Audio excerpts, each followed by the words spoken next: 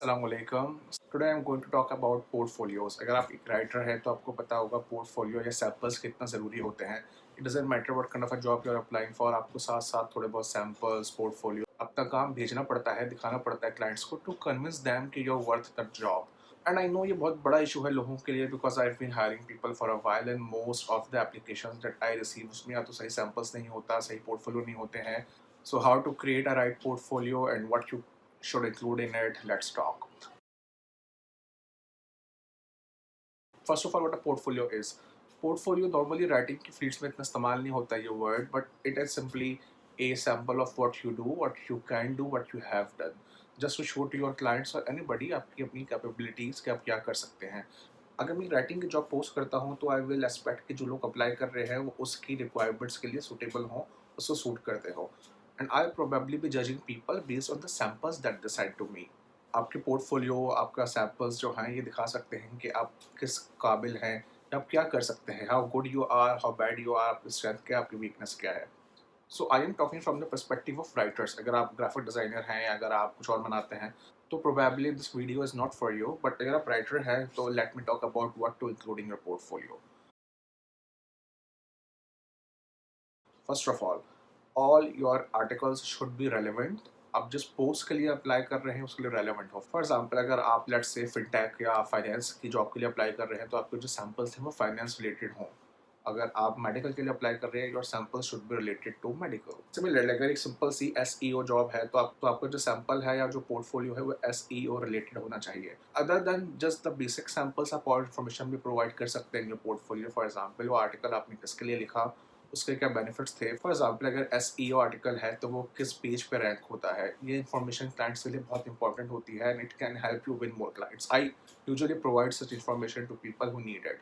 Sometimes I even mention कि मेरे client को कितना मेरा काम पसंद आया था और किस टाइप का उसने मुझे फीडबैक दिया था. So number one, make sure to send articles और blogs that are published and under your name. Most of the samples that I receive from people वो होस्ट रिटन होते हैं, उनके नाम पे नहीं होते हैं तो किसी और के नाम पे होते हैं, किसी कंपनी के नाम पे होते हैं, which is quite understandable. I am a writer as well, so I know कि most of our work is ghost written. पर क्लाइंट्स को आपका काम जज करने के लिए या ऑथेंटिसिटी के लिए आपका नाम चाहिए होता है. Very few people will pay attention to you if you use samples that have somebody else's name. So this is the most important part. अगर आपके पास कुछ publish नहीं है under your name, then continue watching this video because I'll be providing some tips later on. Number two, other than samples, live samples, make sure to send or attach a PDF or a Word file. So reason ये है कि हर कोई जाके पढ़ना नहीं चाहता है links for some reason. बहुत अजीब रीज़न होते हैं उस लोगों के. Some clients are afraid of clicking links and all.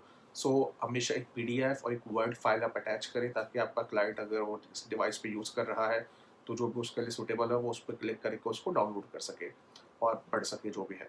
Number three, Google drive links. I hope that you know what G drive is and how it works. तो कोई article आपका अगर है G ड्राइव के ऊपर to just attach a link with in your portfolio or in your sample and have your client go through it as well.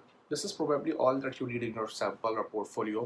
But once again, portfolio should be made according to the job that you are applying for. For example, अगर आप news article के लिए apply कर रहे हैं और आपने let's say medical के आर्टिकल्स को जो है आपने सबमिट किया है पोर्टफोलियो में तो आप रेलेवेंट नहीं रहते हैं, the client will probably not pay much attention to your submission.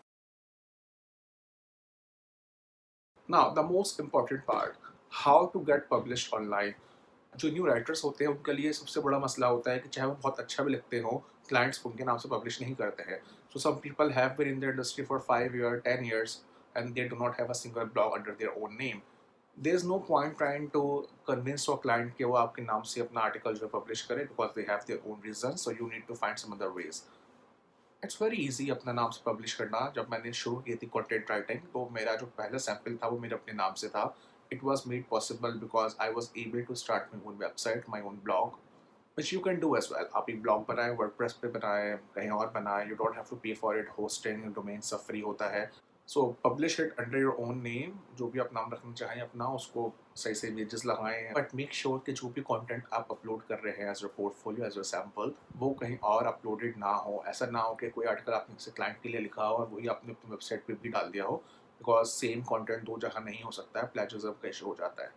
अगर ये ऑप्शन आपके लिए फिजिबल नहीं है या किसी भी रीज़न से अपनी वेबसाइट नहीं बनाना चाहते हैं, then there are some websites which allow users to upload content for free. Number one is Ezine. मेरे ख्याल से जो भी इंसान कंटेंट राइटिंग कर रहा होता है उसके लिए सबसे पहले Ezine का ऑप्शन ही आता है. I started with Ezine as well. Ezine is a simple platform जो कि आपको अलाउ करता है किसी भी टॉपिक पे आर्टिकल, तकरीबन किसी भी टॉपिक पे आर्टिकल लिख के पब्लिश करने का. They have to meet their requirements. वो ओरिजिनल हो, उसकी क्वालिटी डिसेंट हो, कॉपी पेस्टेड ना हो, you know all this sort of things. लेकिन सबसे अच्छी बात है कि वो अपने नाम पे पब्लिश कर सकते हैं. इट जितना मुझे याद है इस दिन आपको अलाउ करता है अपने प्रोफाइल के लिंक्स भी ऐड करने का. So if somebody else reads your article and they want to get in touch with you, they can easily get in touch with you and negotiate a deal. But I personally do not like Ezine much because उसकी जो quality है वो इतने अच्छे नहीं होते. Some writers are really nice but some are not. So but still quality तो आपके अपने ऊपर depend करती है. जो भी आप लिखना चाहें वो लिखें, publish on Ezine and you can then use those links to send to your clients. या उसके अलावा अगर आप नेट पे सर्च करें तो there are dozens more websites which allow people to publish their own work under their own name. ना आपको पे करना पड़ता है, ना कुछ और, सिर्फ एक आर्टिकल चाहिए, लिखें, पब्लिश करें, use the links to send to your clients. एक तरह से आप एक पब्लिश ऑथर हो जाएंगे. आपके अपने नाम पे चीज़ होगी. अगली बार आप किसी को भी कुछ भेजना चाहें तो यू कैन सिंपली से एंड प्रूव कि आप बहुत सालों से इंडस्ट्री में हैं. One more very important thing कि बहुत से लोग होते हैं जो डेटेड आर्टिकल भेज देते हैं. डेटेड मीन्स कि 10 साल पहले उन्होंने लिखा होता है वही लिंक लगा देते हैं और भेज देते हैं. There are two things it does. First of all, it shows कि आप एक्सपीरियंस आप 10 साल से लिख रहे हैं. लेकिन personally feel it does not justify you और योर टैलेंट, बिकॉज 10 साल पहले जैसा आप लिखते थे यकीनन आज आप वैसे नहीं होंगे. होपफुली आप इम्प्रूव कर चुके होंगे.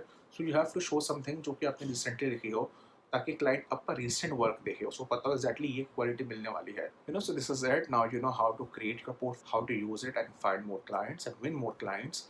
And hopefully this video is going to help you at least a little bit. If there's anything you want to ask me, simply comment and I'll be happy to answer. Have a good day. Bye.